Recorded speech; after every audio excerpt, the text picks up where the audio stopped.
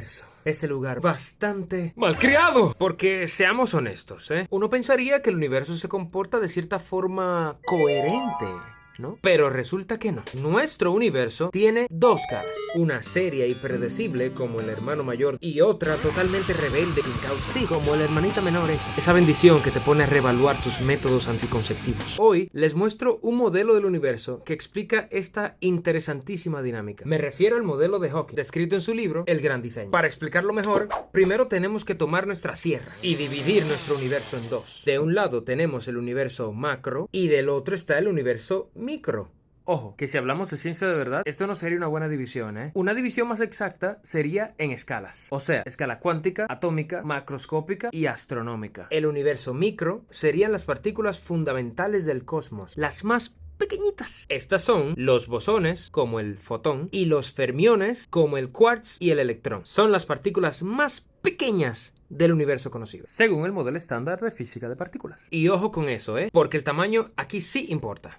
Y luego tenemos el universo macro, o sea, los seres vivos, el agua, el aire, la luz, la tierra, los planetas, las estrellas y hasta los gases. Recuerda, los micros van desde los electrones hasta los átomos y los macros comprenden desde nosotros hasta las estrellas. O sea, estamos hechos de ellos, de los micros, aunque ellos no de nosotros. Una vez entendida esta diferencia, empecemos por lo que sí entendemos, o al menos creemos que sí entendemos: el universo macroscópico. Aquí vivimos nosotros, tú y yo, junto con las pelotas de fútbol, carros, planetas, hasta los mosquitos indeseables que te cantan por las noches. En este mundo macro, las cosas siguen reglas muy claras y muy específicas. A esas reglas les llamaremos las leyes de Newton o mecánica clásica. Esas leyes son como las reglas del Monopolio, mientras que tú y yo somos las fichas y el tablero. En este mundo macroscópico hemos aprendido a través del tiempo que los rayos y las manzanas caen, pero no por un delirio de Zeus o de Júpiter, sino porque estos objetos inanimados siguen unos patrones exactos llamadas leyes naturales, y estas regulan todo en este mundo. Nos dimos cuenta que no necesitas recurrir a un dios para explicar esos fenómenos. Y al estudiar esos patrones o leyes, vimos una cualidad importantísima del mundo macroscópico, es en el que tú y yo vivimos, y es su precisión, su certeza, su determinismo. Por ejemplo, si en este universo macro vemos un dado partir de la mano de un lanzador, con los datos suficientes podríamos calcular y predecir con precisión la distancia a la que viajará el dado, el punto exacto en donde caerá, la forma en la que caerá y el tiempo en que lo hará. Y hasta podremos determinar con precisión dónde caerán todas las caras del dado. Caerá con el 4 arriba y el 2 en dirección al noroeste.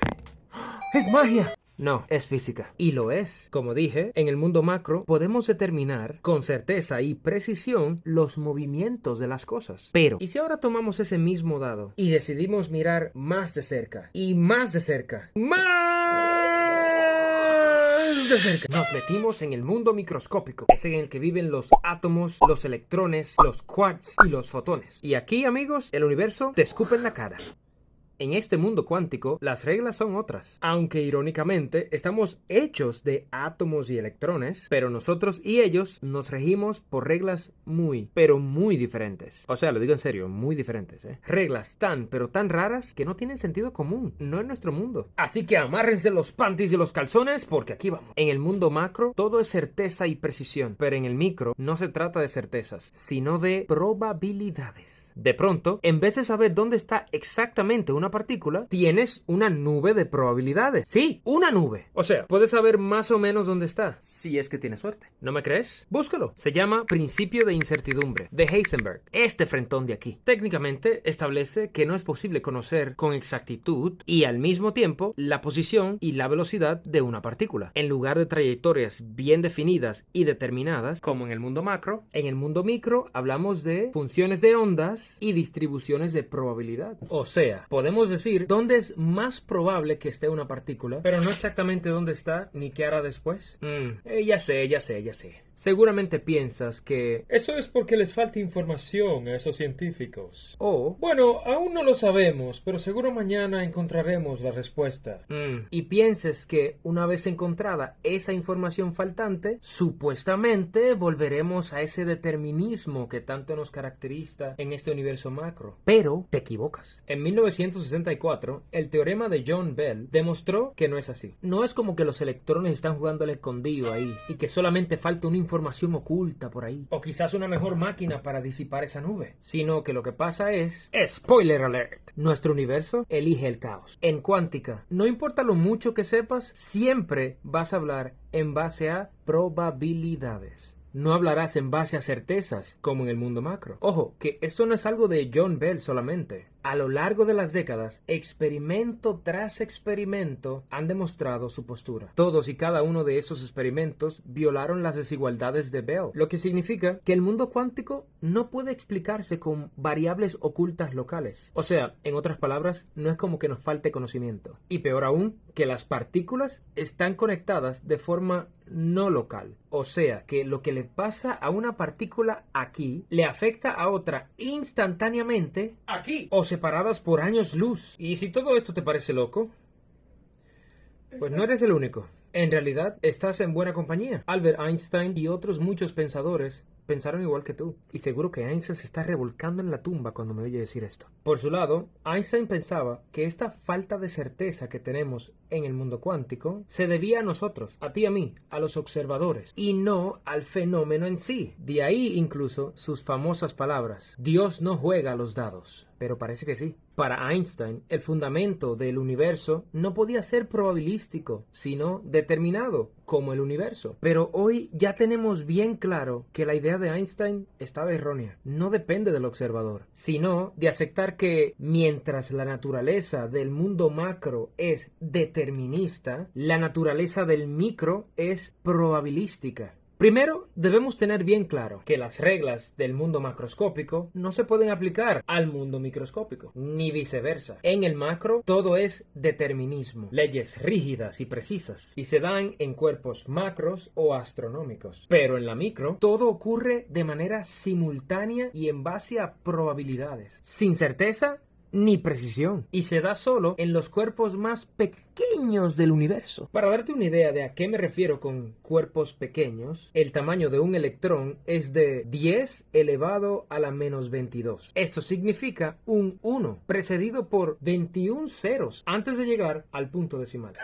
Pero si eso te sorprende, deja que te muestre la longitud de Planck. La longitud de Planck es literalmente la unidad más pequeña del universo, con unos 34 ceros que dividen al 1 del punto decimal. O sea, ese es el sótano secreto de Dios, donde hasta nuestras queridas e inquebrantables leyes se pierden. Ahora imagina el universo tal y como es hoy. Vasto, grande, inmenso.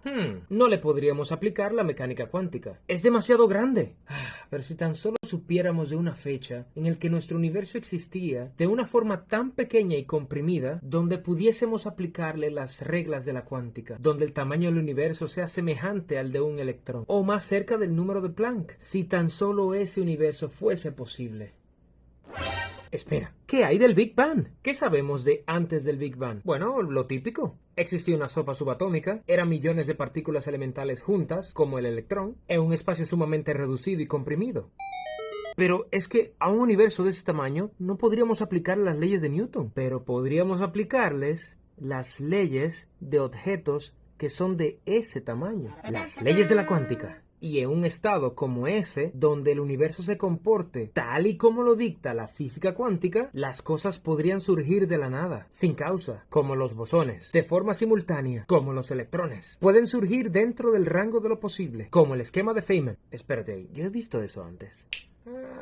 Lo sabía. En fin, que sin certeza, sin determinismo, sin causa y totalmente probabilístico, así surgió el universo. Es como cuando pones una olla con agua a calentar y cuando llega al punto de ebullición, emergen esas burbujitas de forma aleatoria, simultáneamente y esporádicamente. Pero solo en ocasiones se crea una burbuja que sí logró sostenerse más que sus hermanas. Así se creó nuestro universo, en un vacío cuántico, entre todos los movimientos de partículas. La respuesta siempre ha estado en el Big Bang. El universo estaba comprimido en un espacio muy caliente y limitado, del tamaño de un electrón. Y de repente, ¡BAM! se expandió. Ojo, que no fue que explotó, ¿ok? Todo como consecuencia de una probabilidad cuántica y simultánea. Así es como Hawking explica un modelo que puede explicar el universo únicamente a través de fenómenos naturales sin recurrir a dioses. Tanto para Hawking como para muchos otros físicos, no existe un solo universo, sino que al aplicarle las leyes de la cuántica, existen todos los universos posibles. Y es que si nuestros elementos fundamentales son aleatorios y probabilísticos, o sea, si el fundamento de todo es así, nuestro universo